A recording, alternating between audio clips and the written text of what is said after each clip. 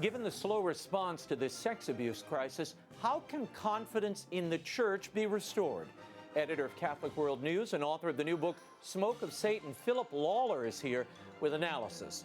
Later, we'll mourn the loss of a friend to this program and the network, Bishop Robert Morlino of Madison, who passed away suddenly on November 24th. And later, we'll talk about the power of beauty and truth with art historian Dr. Elizabeth Lev, author of the new book, How Catholic Art Saved the Faith. The World Over begins right now.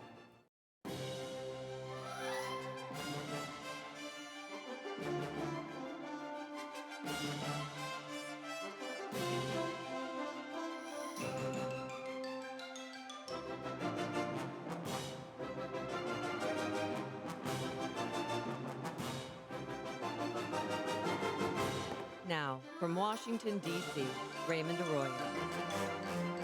A warm welcome to all of you joining us in the United States and the world over. Philip LAWLER, a tribute to the late Bishop Robert Morlino, and Dr. Elizabeth Lev are all straight ahead. Send me a tweet. I'm at Raymond Arroyo. I'll be live tweeting throughout.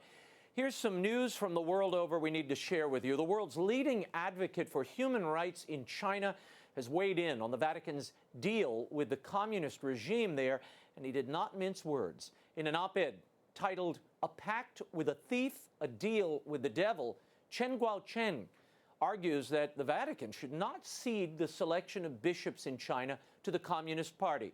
He denounced it as simply preposterous.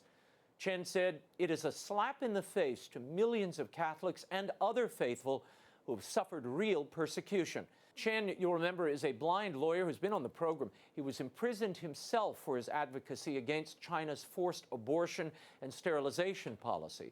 In 2012, he dramatically escaped and gained asylum in the U.S. He said he watched with intense shock and dismay as the Vatican made overtures of rapprochement to the communist regime, noting the litany of human rights violations against people of faith. Chen commended the many who have disappeared and been tortured, refusing to relinquish their beliefs to a degraded, intolerant political party and proving the power of their faith. And Cardinal Joseph Zen, the Bishop Emeritus of Hong Kong, has weighed in once again, and perhaps for the final time, on the Vatican-China Pact. In a recent interview with the French publication Le Croix International, Zen makes clear that he believes the agreement to be destructive of the underground faithful in China. He called the agreement fake, and that, quote, the Pope didn't get anything from it, end quote. Zen explains that the Chinese government still consider that they are in charge of the Chinese church, and they will still choose the bishops. The Pope will only have the last word. Cardinal Zen also declared that should Pope Francis also legitimize the remaining illicitly ordained bishops of the Patriotic Association, that he would fall silent and go into a monastery. Zen said, "I can't fight against the Pope, but when he legitimizes the 6 bishops, I will retire to a convent to pray. I will not talk to journalists anymore. I will remain silent," end quote. What a hero he is. The Archdiocese of Chicago may close up to 100 churches by 2030. The plan was announced last week in a meeting between Cardinal Blaise Cupich and his priests. Clergy were told that shrinking parish membership, aging infrastructure, and a coming shortage of priests are the reasons for the closures and consolidations. Meanwhile, Blessed John Henry Newman is a step closer to sainthood. A second miracle attributed to the 19th century Anglican convert, cardinal, and theologian has been approved by the Vatican. The miracle involved the healing of a pregnant American woman who at the time was facing a life-threatening diagnosis. She prayed for the intercession of Cardinal Newman. Her doctors have been unable to explain how or why she was suddenly able to recover. The miracle was initially investigated by the Archdiocese of Chicago. Cardinal Newman's canonization could occur as early as next year. Before then, a commission of bishops has to formally approve his canonization, and then Pope Francis must declare him a saint. Here with analysis of all of this and much more is the editor of Catholic World News and the author of the new book, The Smoke of Satan, How Corrupt and Cowardly Bishops Betrayed Christ, His Church, and the Faithful, and What Can Be Done About It. Please welcome Philip LAWLER back to the program. Philip, great to see you. I want to start with what we saw in Houston this week. The Texas Rangers crashing into the Houston-Galveston diocese and seizing records. They were there for several hours. What is this symptomatic of, and what does it tell you? The president of the Bishops' Conference, Cardinal DiNardo's diocese. It was inevitable. Water is going to flow downhill, and prosecutors are going to go after unpopular people who have made it clear to a large percentage of the population that they have something to hide. Whether we like it or not, and I'm troubled by it, prosecutors are going to come after American Catholic bishops because there's just so much evidence of fraud and cover-up and misfeasance and malfeasance. You mention in your book this conspiracy of silence. Others have said it as well. Foolish knavery is another term you use in the book. What are we seeing in the macro? And then we're going to get into some individual cases. Why, in the face of crusading AGs, a very deeply wounded and angry populace, faithful, why the continued silence? There has been really no response to this sex abuse crisis, despite the meeting in Rome and all the meeting in Baltimore and the theatrics we're seeing in Rome. As I try to explain in The Smoke of Satan, this is a deeply embedded culture of avoiding the tough issues, of avoiding telling the truth, the hard truths when necessary. We've seen our church in crisis for all of our lifetime. We've seen declining attendance at Mass. We've seen these scandals erupting. We've seen increasing alienation of the laity, and particularly the young people. And we haven't seen prelates who are willing to stand up and say, we've got problems, we're in a crisis, we've got to solve these problems. I want to run something by you here. Cardinal Blaise Cupich of Chicago has been appointed by the Pope as one of the planners, the organizers of this big summit in February. Or the Vatican rather, suggested that the American bishops not vote on any measures or protocols to address this crisis, putting everything off until February.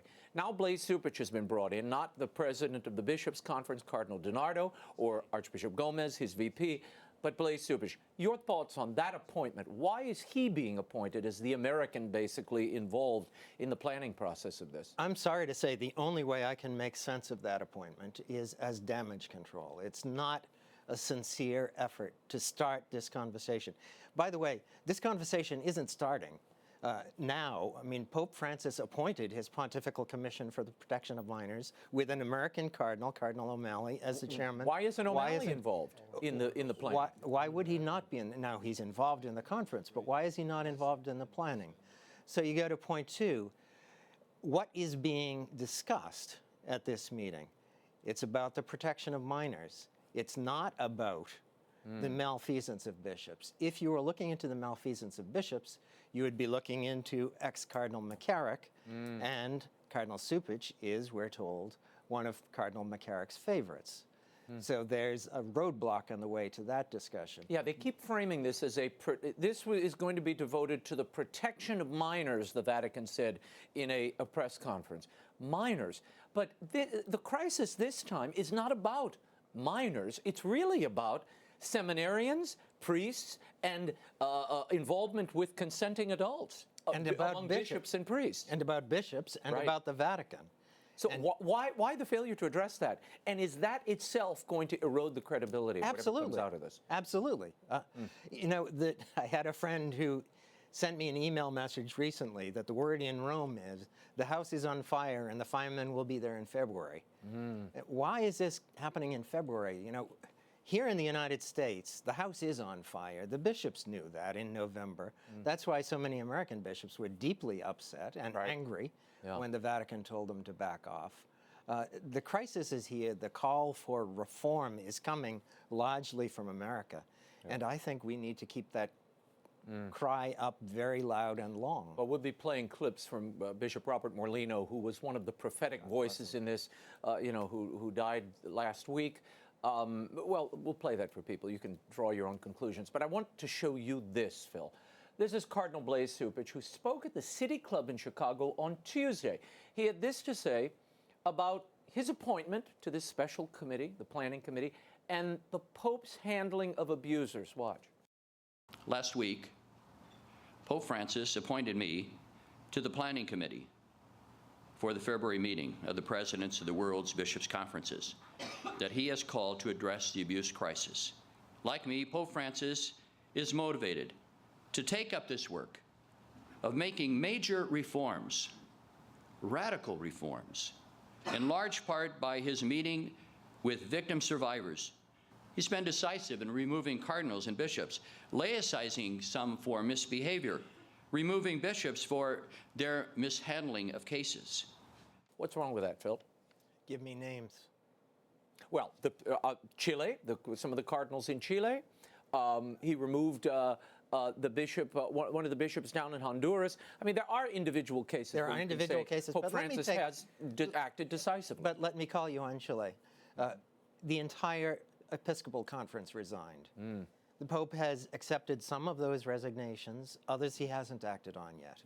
When he's accepted those resignations, he has not explained why. So we don't know what's happening.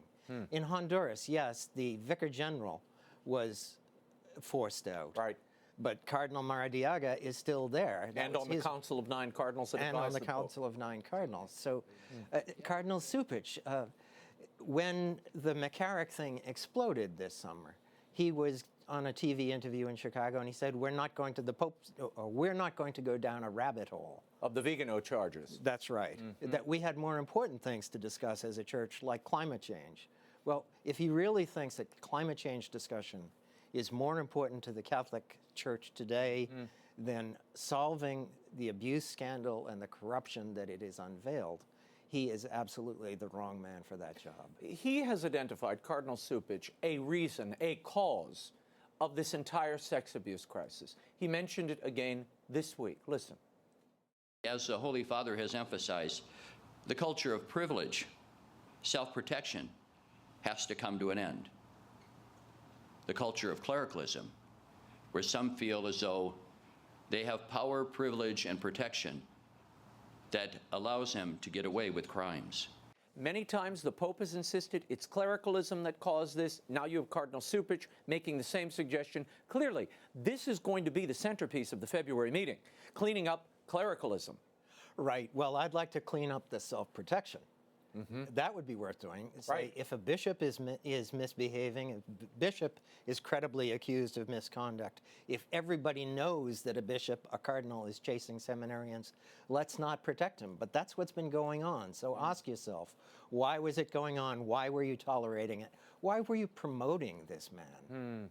What are they missing? If you got the call tomorrow and Cardinal Cupich said, Phil Lawler, give me the two issues we should be discussing at this conference in February to address the crisis as you see it today, what would you recommend? Stop talking, start acting. Start taking names and giving names. Rather than talking about, in general terms, about a solution, say what has happened, why a bishop is being canned, can a bishop, and tell me why you're doing it. Tell me that this bishop is resigning in disgrace, not that he's being quietly relieved of his duties.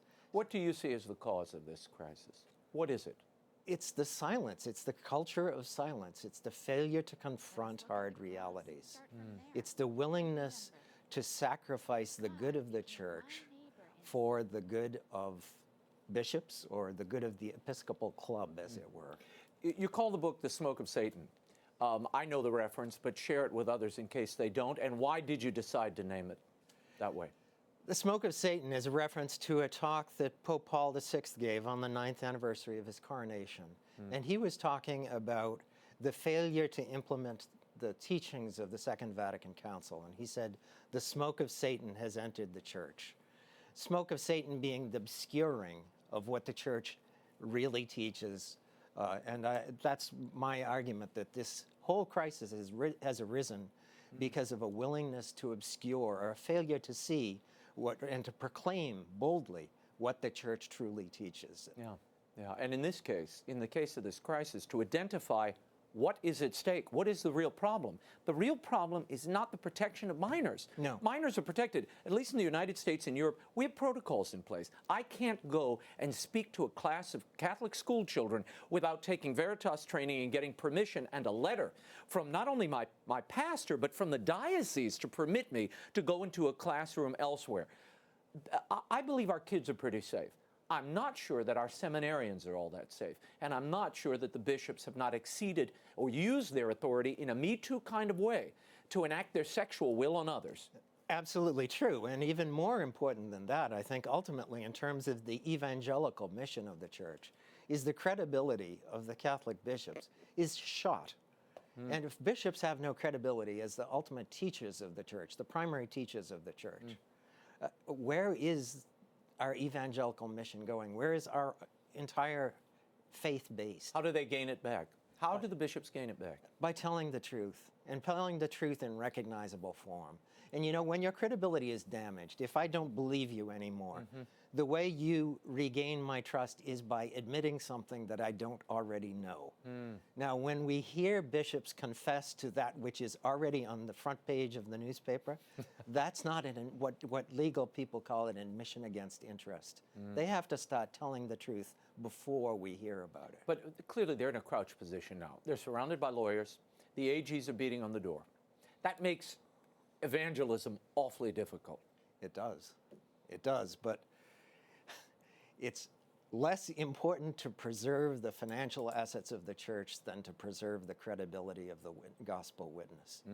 If you have to forfeit some resources, and we've already given up billions of dollars worth of resources, give it all up if you have to. The church can be poor. The church can't be, it can't be neutral. Yeah, it can't lose its soul and its heart, and we're in danger of doing that. At the end of August, Archbishop Carlo Maria Vigano published a letter. He accused the Pope of allegedly covering up for Cardinal Theodore McCarrick, and he asked for the Pope's resignation. When asked about what he thought of Vigano's request that Francis resign in an interview with La Stampa this week, Cardinal Gerhard Müller, who has been on the show recently, had this to say: "No one has the right to indict the Pope or ask him to resign. Clearly, it's possible to have different opinions on the existing problems and on the way to resolve them, but we must discuss them according to the roles of each. And in the end, it is the cardinals, as representatives of the Church of Rome, who can help the Pope or ask the Pope for some explanations." Now, Phil Lawler, your analysis of that. There are many cardinals, famously the dubia cardinals, who asked for an explanation. They got none. As it happens, I don't think the Pope should resign. I think he should reform, and I think he should lead a reform in the church. I agree. I do think that the cardinals should demand that reform, and they should demand an explanation. You can always demand an explanation, and in a family, when you have a problem with a loving father who you love, there comes a time where you have to have an intervention, and we're well past that time. Yeah, well, the framing of this meeting in February is already underway. They've already kind of conscripted it to protection of minors. If the American participants and bishops from other parts of the world, if they don't get the message that this should be much broader, we're going to be in big trouble. This will not satisfy the people. Just read my email, my Twitter feed. People are furious. Very. When you're encouraging people to stay in the church, which I find myself now, believe it or not, I'm the one they come to. I'm saying, whoa, don't throw the baby out with the bathwater. This isn't the divinity of the church. This is the fallen human face of it and the mistake of a few people. Speaking of that, and I got to get your opinion of this before we go. You hit this in the book. Tell me about the Vatican-Beijing deal, that Concord we saw signed just a few weeks ago. Now we're seeing the ruinous consequences of it. Tell us what's going on and your take on it. Well, the Vatican has struck a deal with China. We know that. We don't know the terms of the deal. That too is secret. But everyone seems to agree that it allows the Beijing government the right to name candidates to be bishops. The Pope makes the final selection, I guess, but from a group that's already been vetted by a communist government. A government which has been oppressing the church and which continues to oppress the church. So you're certainly not going to get any bishops who are in an adversarial role with the government, which continues to oppress the underground church. So for the sake of some sort of diplomatic concord, the Vatican has sold away some of the rights of the most loyal Catholics in China. And now we're seeing priests, there was a letter this week from priests in China saying, please help us here. Right. They're being taken under arrest. Churches are still coming down. This hasn't helped. This deal, if the idea was to free the people of China, to be more evangelistic, which was the rap, it doesn't seem to be bearing this fruit. No, it seems that this was an organizational, political move, not a pastoral move. For all the talk of pastoral care, we're not seeing a whole lot. Final question. Your book title or your subtitle promises, you know, what we can do about it. What can we do about this crisis we're seeing on multiple levels, but particularly vis-a-vis the sex abuse crisis? Two things, really.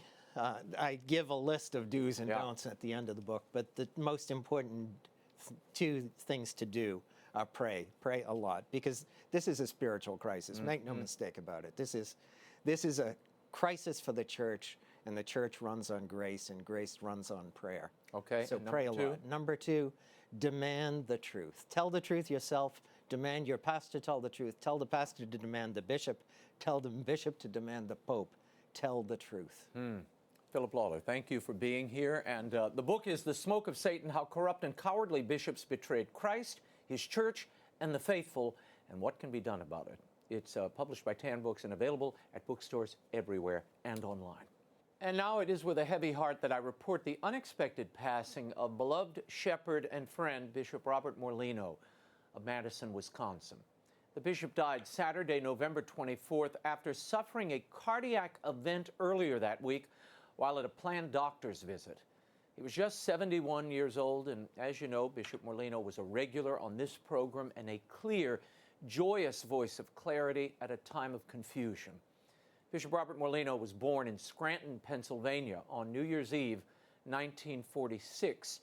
He was an only child, and after losing his father as a boy, he was raised by his mother and grandmother. He felt his priestly vocation early on and was educated by the Jesuits, eventually ordained to the Jesuit priesthood in June of 1974. He would eventually leave that order in 1981 to become a priest of the Diocese of Kalamazoo, Michigan. A brilliant student and teacher, Father Morlino had planned to remain a professor in academia, but Pope John Paul II had other plans for him. He was named Bishop of Helena, Montana in 1999, and in 2003, Bishop of Madison. His tenure there was not without controversy. Bishop Morlino never shied away from defending Orthodox Catholic teaching. He was a tireless defender of life, a leader in the pro-life movement, and a champion of traditional marriage. He spoke out strongly and clearly about the sensitive social and cultural issues of the day, particularly the sex abuse scandal in recent days. He also was a tireless defender and supporter of his brother priests, and inspired vocations to such a degree that in a diocese of only 300,000, he ordained over 40 priests during his tenure in Madison. He also focused his time and energy on young people in his diocese, particularly in the thriving campus ministry. When his cathedral burned down in 2005, rather than spend funds on rebuilding it, Morlino opted to fundraise for a new Catholic center at the University of Wisconsin. It is a spectacular facility and a beacon of evangelism in the heart of a secular institution. For anyone who knew Robert Morlino, this is exactly what he would do. Bet on the future and focus on providing a true lifeline to young people and Catholics seeking answers. Here are a few moments from some of my past conversations with Bishop Morlino, moments that show his clarity, courage, and his ever-present joy. Thank you so much for having me, Raymond, and greetings to you, good wishes and prayers, and to all of your viewers. I just want to say at the outset that I do once again apologize to the victims of all the terrible abuse that's been uncovered more recently. And I can't say enough about how I care for the pain that they feel, and that I'm really with them in prayer and with fraternal affection. I hope that I can really help to move things forward so that they will not have to worry that this is going to continue to happen. And that's why I began my letter saying I'm tired of it. Your Excellency, I need to dwell on one part of the letter that has gotten a lot of attention from people around the world who read this letter. You've gotten a lot of press coverage on it. You target and hone in on a subculture within the hierarchy as the main problem, the driving force of the sex abuse crisis that we're watching unfold before us. You write this, but to be clear, in the specific situations at hand, we are talking about deviant, sexual, almost exclusively homosexual acts by clerics. We're also talking about homosexual propositions and abuses against seminarians and young priests by powerful priests, bishops, and cardinals. We are talking about acts and actions which are not only in violation of the sacred promises made by some, in short, sacrilege, but also are in violation of the natural moral law for all. To call it anything else would be deceitful and would only ignore the problem further. Your Excellency, give me your sense of what you were getting at here. Why is that such a big deal today? And why are so few people seeing the problem and the issue the way you are? Well, there's been a desire on the part of some, since our Dallas Charter was issued, to keep the problem of the abuse, sexual abuse by clerics, to keep it away from homosexuality and move it toward pedophilia. But the statistics belie that. At least 80% of those abused were post-pubescent males being abused by other adult males. Now, that is not pedophilia, it's more properly ephebophilia. It's a kind of homosexuality. There's no question really about that. And when I say hierarchy, there's been some misunderstanding there. I don't just mean bishops, I mean bishops, priests, and deacons. Those who hold the three ranks in the hierarchy. And there have been problems, serious problems at all three levels. And again, it's rooted in this lack of sensitivity to sinfulness. So many Catholics believe either that there is no afterlife or that everybody's going to heaven. And when I go to funerals, I see one canonization after another. And, you know, there's no thought of purgatory. It's alleluia, alleluia, period. Well, there's no period. As I say often, I sometimes think that someday I'm going to be in purgatory. St. Peter's going to throw me a key and ask me to lock up after everybody else has left. Well, save me a spot, please. I want to go on in your letter because you write this. It is time to admit that there is a homosexual subculture within the hierarchy of the Catholic Church that is wreaking great devastation in the vineyard of the Lord. The Church's teaching is clear that the homosexual inclination is not in itself sinful, but it is intrinsically disordered in a way that renders any man stably afflicted by it unfit to be a priest. And the decision to act upon this disordered inclination is a sin so grave that it cries out to heaven for vengeance. Now, some will say, Bishop, reading this letter, that you are blaming homosexuality for the problems in the Church and for the sex abuse crisis. You would say what? I would say that homosexuality is at the root of this. For reasons that I just explained, Raymond, I don't have any hatred in my heart for homosexuals. I don't have any desire to bash them. But I do owe them respect by speaking the truth.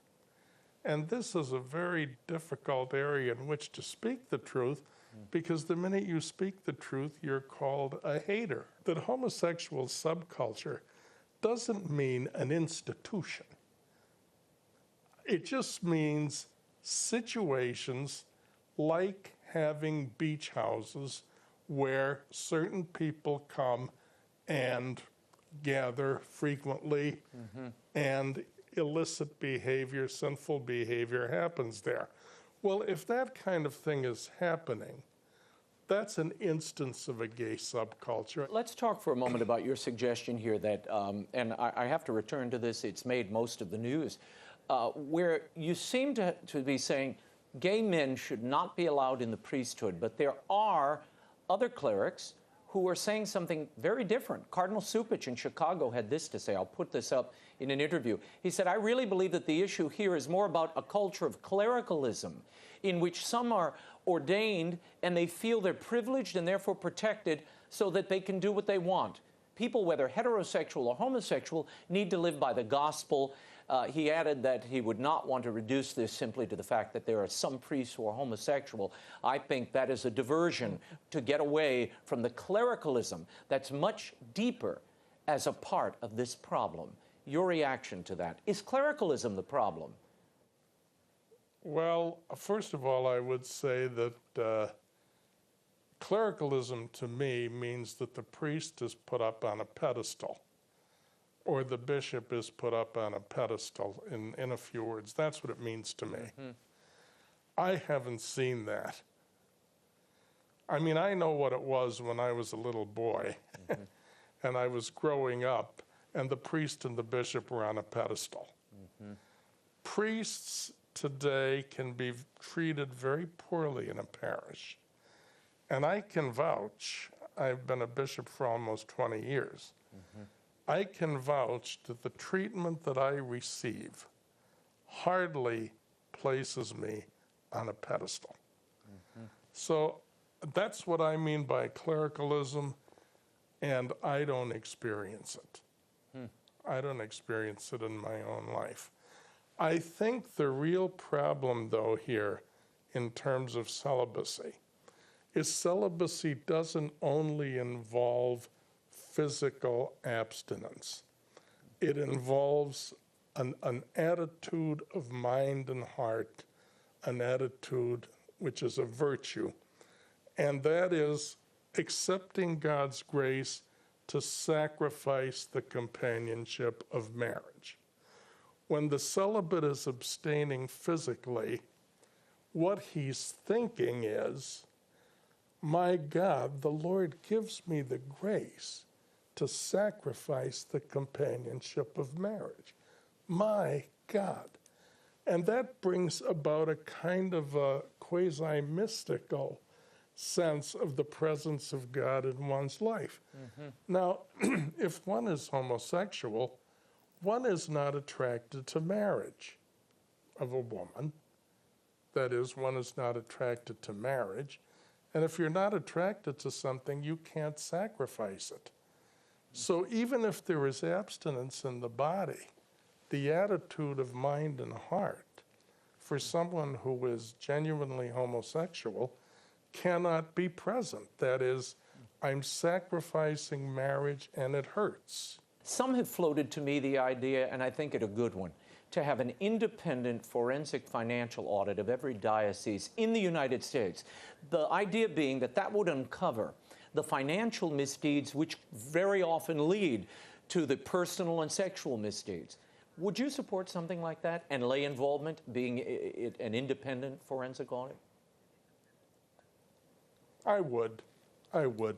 And we have an independent audit every year, mm-hmm. and that audit is always made public, and that audit has uncovered, in fact, some misdeeds, financial misdeeds, that were happening in certain parishes. Mm-hmm. And yes, I would favor that. I think that without somehow having the key role of the bishop as teacher, sanctifier, and governor, without having those key elements compromised, I think we need as much transparency and as much competent, faith-filled lay involvement as is possible. Mm-hmm. But the lay involvement has to be competent, and it really has to be faithful. In the mind of Catholics in your diocese and elsewhere, is the Pope doing enough to stem this crisis or respond to it in the way that they are desirous of. I am somewhat disappointed in the Pope's lack of initiative to help the American bishops do an investigation with authority. Now, I'm hoping that that permission will still come. And You would encourage your confreres to keep knocking on the door and asking yes, and for that permission to investigate McCarrick, a Vatican investigation of the McCarrick situation. and so much more. I don't want either to isolate this Right. to that instance, because I'm much more concerned now about situations that might be continuing than I am about that one which has been stopped. Right. I mean, with that one, justice should be done according to God's will. Yeah. But there are other situations that continue and that simply have to be stopped, because we're going to lose seminarians if they don't stop. And we're possibly going to have a RICO suit filed against the church by some attorney general somewhere that may well not succeed, Yeah. but it will. Well, see, that's why I keep hearing people say, well, open all the files. The files are dead letters. Yes. Not only are the victims in many cases gone, but the perps are gone too. I'm more concerned about what's happening today and not little children, because most of the charges coming forward, it's infinitesimal, 0.2, 0.3% No, of the that's abuse right. cases are of minors. We're talking about adults, consenting adults in some Yes. cases, and double lives being led by clergy right. and bishops in particular. But how do you as a bishop, how does the conference, you have no authority to fraternally correct or in any way discipline your brother bishops. You can't do it. No, and nor can I speak for the conference. Yeah. But I'll be, happy to speak for myself. I think we really do need a systematic investigation, I suppose, of every diocese's files. Could take forever, could cost a lot of money. But I think it's a necessary moment in our purification at this time. I think we've got to get the whole truth out there. And there's no one that's going to come out of that simply unscathed. Because, as I said recently, if they can't get anything else, they'll pull out my high school yearbook and see what they can find in there about me.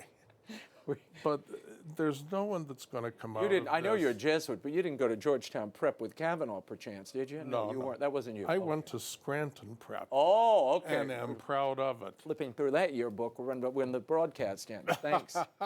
Okay. I know. Beer kegs and blenders as far as the eye can see. 1964, you look it right up. Okay, we will. We shall. We're going to do a full investigation. You wait. I want to move on. Speaking of youthful indiscretions, let's talk about the Youth Synod, which opened in Rome this week. Yeah. Archbishop Chaput, one of the Synod fathers, came out swinging early on and said this document is not correct. Its ecclesiology is off. Its theology is off. We should re-examine this.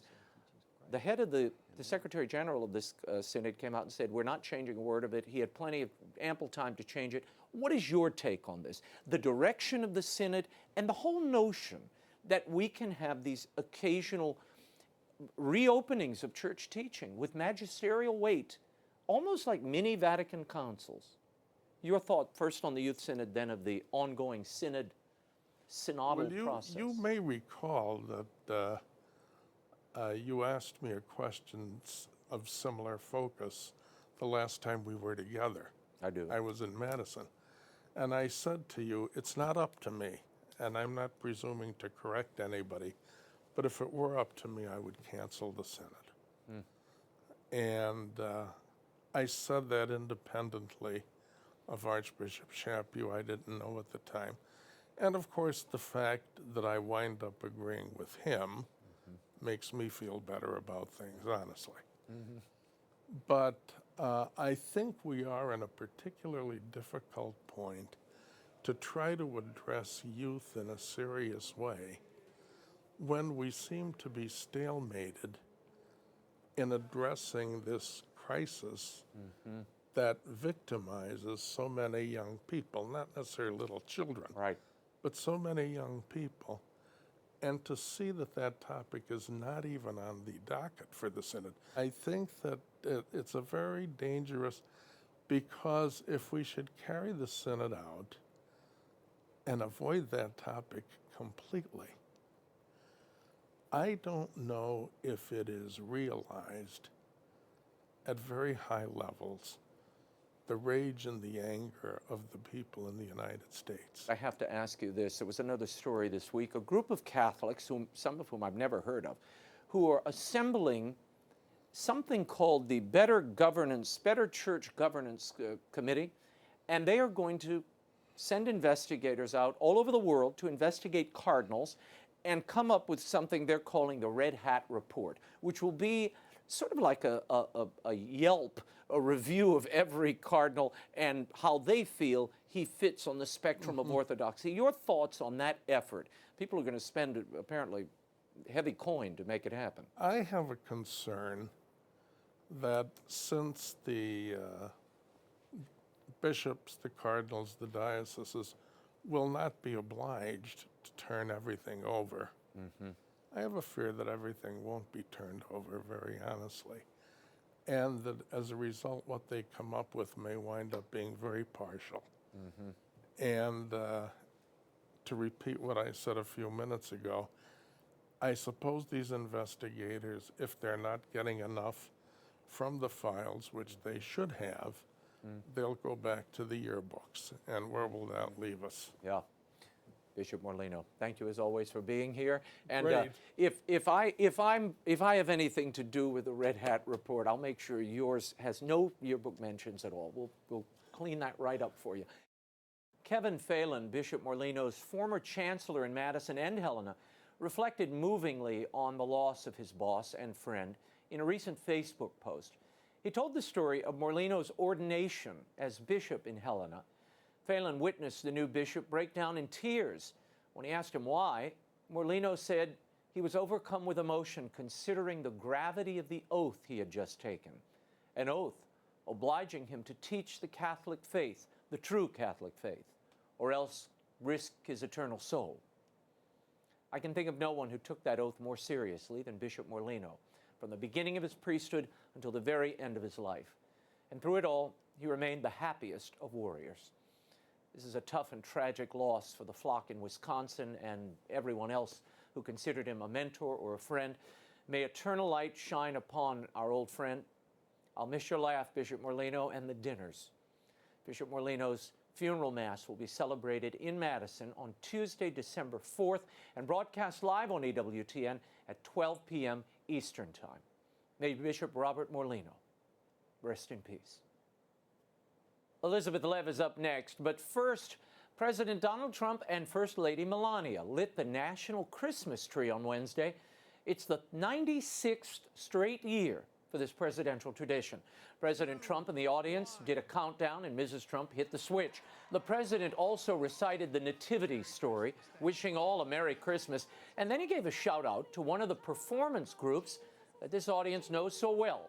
Watch.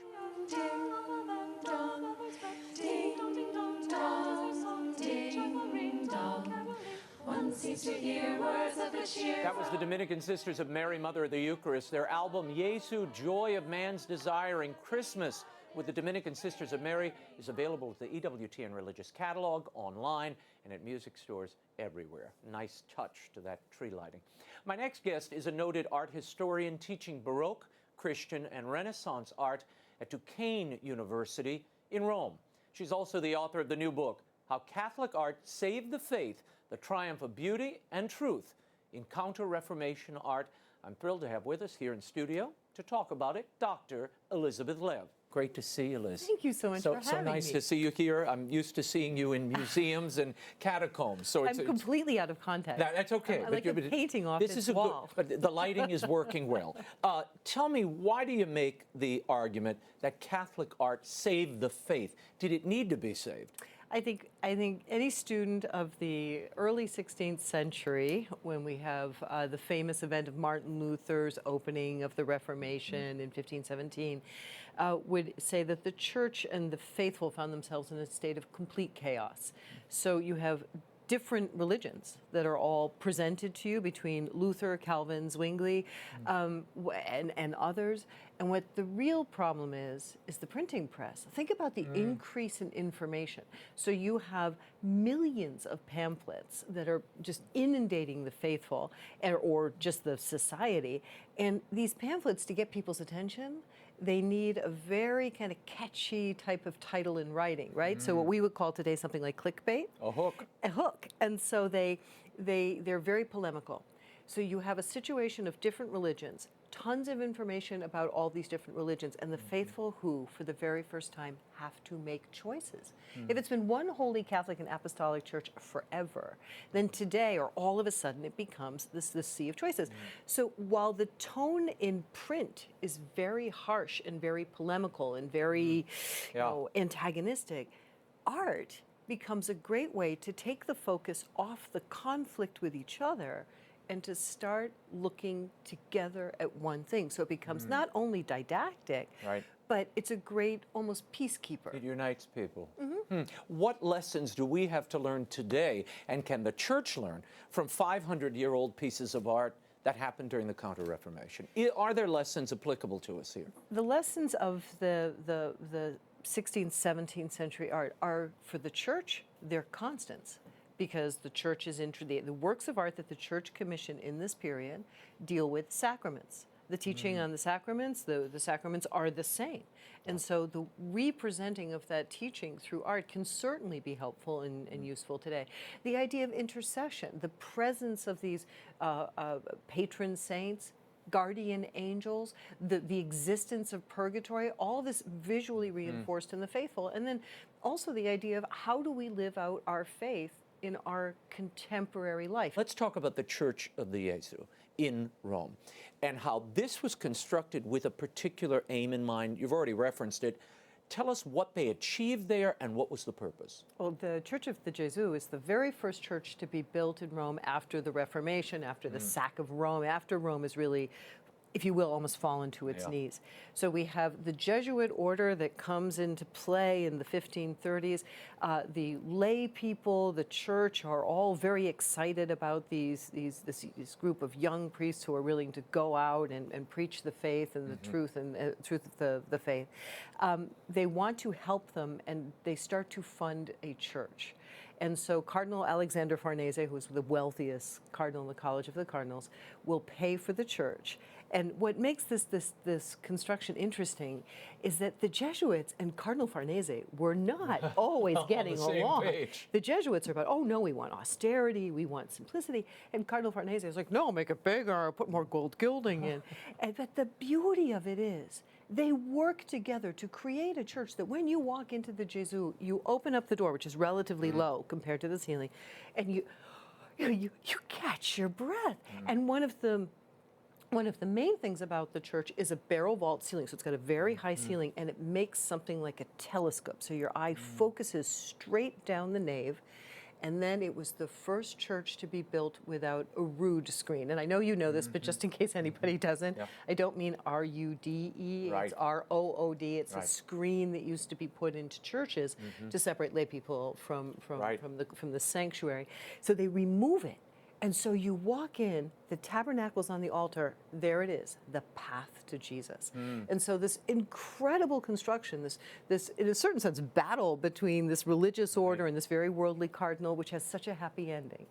Because at the end of the day, Cardinal Farnese ended up with a personal conversion. He's buried in the Gesù. So I like to say he built their church for them, but they saved his soul. They saved his soul, yeah, and it is, and today you can still see it, it's spectacular. But I love how the art and the architecture all serves the heart of why this is here and what it existed to do. And there's another story you tell so beautifully in the book, St. Charles Borromeo, which this is something I did not know.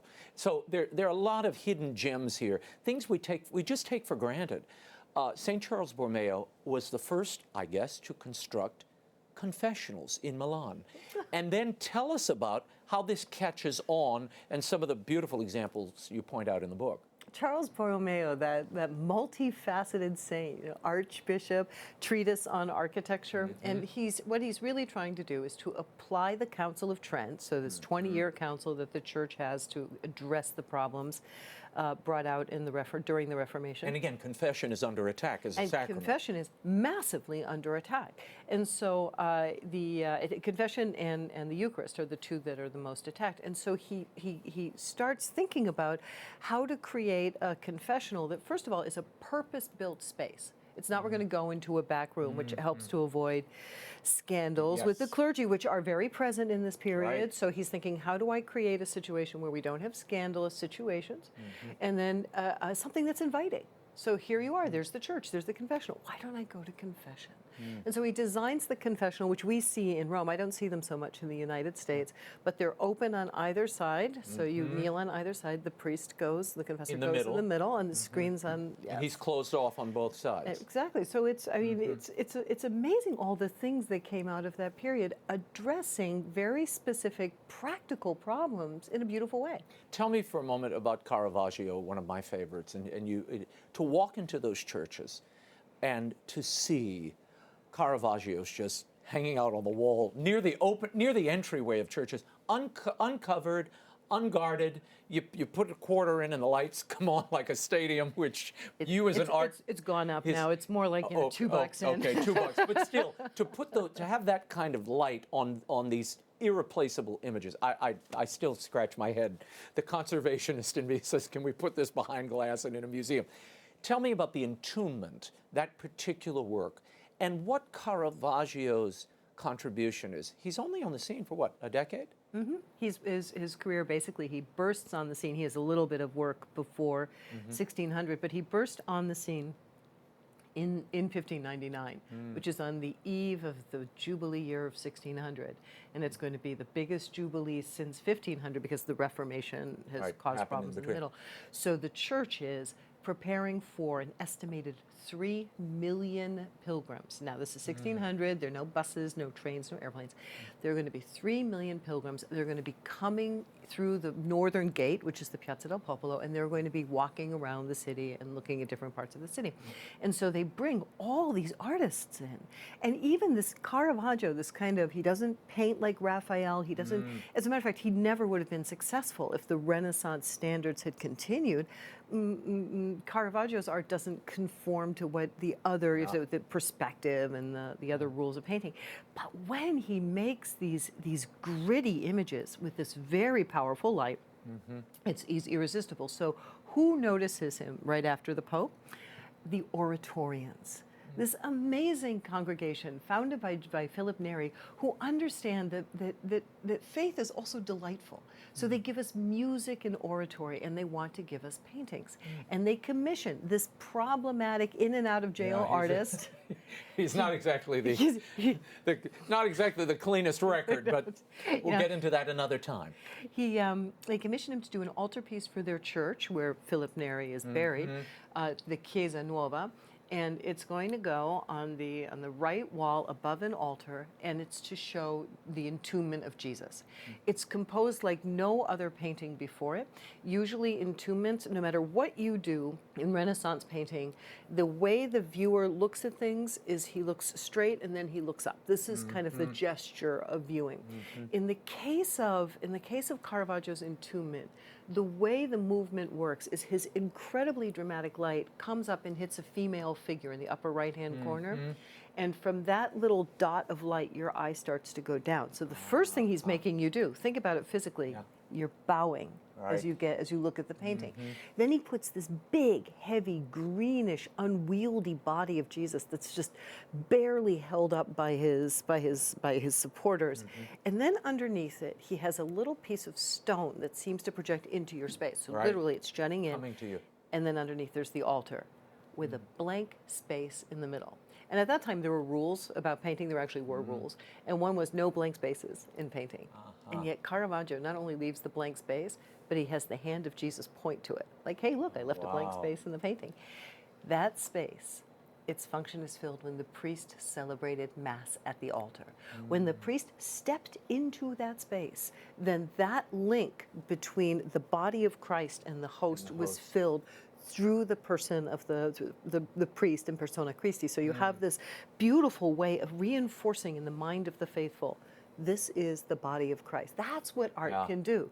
You can explain transubstantiation till the cows come home, but when they see that, it's an instant experience. Yeah. It's a sensate experience, which Caravaggio kind of, the grittiness, the realism of it always kind of grabs you by the throat and pulls you in and you can't stop looking. The first time I saw it, I thought, this is like stagecraft. This is a scene. I mean, it's like a set. I hate to diminish it that way, but it practically is. It's a set for the Mass. It's a particular, you know, a fantastic tableau, but what a scene. It's arresting when you see it in person. Ironically, he was always accused of being too realistic, but you're absolutely right. You are right. You know, he may have the gritty, dirty feet here. He may have something that looks a little realistic there, but the rest of it is completely staged. Yeah, and beautiful. Now, here's the challenge. As I read the book and I finished the book, I was elated by it. I was always also a little depressed by it. Because, and here's why I was depressed, not because of anything in the book, but because of what I see in the world. You go out and you look at contemporary art. I will put some images up for your reflection. This is the contemporary church art. It's less than edifying. It's rarely beautiful, Liz, and it doesn't draw you in or pull you in. In fact, it repels in many ways. What lessons can we take from what you've unearthed and captured here? And might the lively arts, music, film, video, might that be part of whatever the next expression the church struggles to find or comes upon? I think you've hit the nail on the head. There are plenty of, first of all, there's plenty of bad Catholic art, painting, sculpture, architecture. There's some dreadful architecture out there. It is true. There are a few little pockets of very beautiful artists who are doing very beautiful things.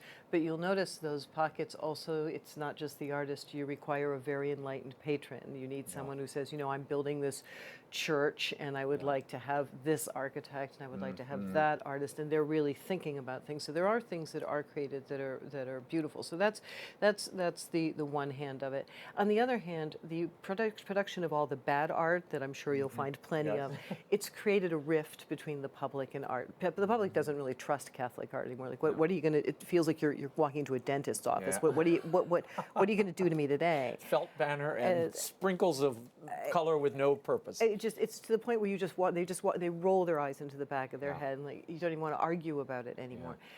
But you're right. There are plenty of other arts that still have an excellent chance of reaching the faithful. I think the faithful kind of shut down on painting and sculpture for the moment. But the fact is, there is, between music and literature and cinema, there are loads and loads and loads of possibility where you have a public that's willing to be informed, to be enlightened, to be inspired by these art forms. And then the fine arts, as we call them, will have to catch up. Yeah, no, well, you see it, and you see it in pockets. I mean, the most vivid example would be Gibson's Passion of the Christ, which, as you know, took so many of the images from Caravaggio. He borrowed wholesale some of those moments, which I'm sure as you watched, you saw all the paintings flickering before your eyes. But and I can remember him poring over the sketches and the paintings, and he was trying to honor as well as advance his own image. But it seems we're going to have to take this legacy and run with it in some way. And for too long, Catholic art and art in general have ignored this. Maybe it's time for a comeback. We shall see. I'm hoping for a revival. Well, you're certainly a big part of it. Liz Lev, thank you for being here. How Catholic Art Saved the Faith, The Triumph of Beauty, and the Truth in Counter-Reformation Art by Elizabeth Lev is available now in bookstores everywhere and online. That is all the time we have for now. Until next week, the show continues on Facebook and Twitter. Like me on Facebook, you can follow me on Twitter. The links are at RaymondArroyo.com. And book 3 of the Will Wilder series is coming in February. Meanwhile, the first 2 books are available everywhere. Get those so everybody's caught up by the time book 3 drops. They're available from the EWTN Religious Catalog, bookstores everywhere, and online. Be sure to join us next week. Until then, we'll be scouting the world over for all that is seen and unseen. On behalf of the staff and crew of EWTN News, thank you for watching. I'm Raymond Arroyo from Washington, D.C. Bye now.